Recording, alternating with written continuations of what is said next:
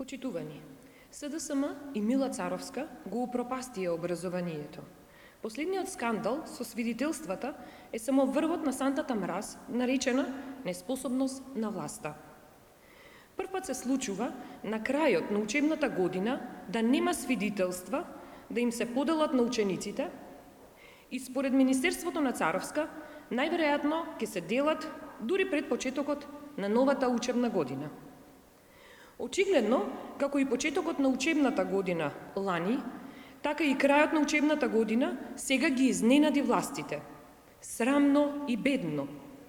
Уште посрамно е објаснувањето дека не се делат свидетелствата затоа што било пандемија за да не се прави гужви, а во исто време кафулињата, дискотеките и рестораните се полни со луѓе. Вистината е дека Бирото за развој на образованието и Министерството за образование и наука на Мила Царовска нема распишано тендер. Ете, почитувани, колкав е капацитетот на Царовска. Не може да подели свидетелства во јуни, а најавува квази реформи и дигитализација на образованието.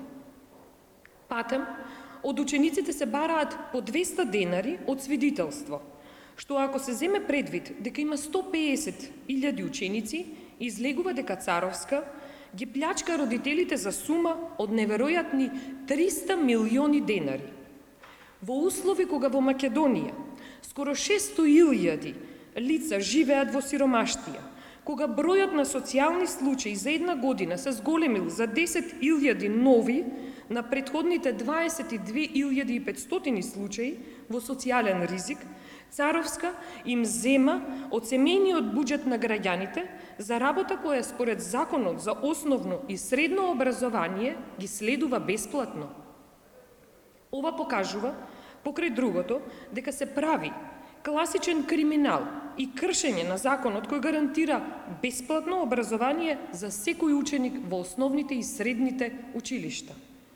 За погрешните политики на Царовска во образованието може да се зборува до утре. Таа беше неспособна да го подготви системот за образование да почне на 1 септември, па бараше одложување од 1 месец.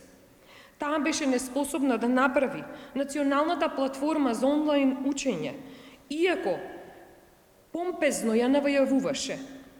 Остави илјадници деца без соодветна можност цела година да го следат образованието, бидејќи не набави компјутери за десетици илјади ученици.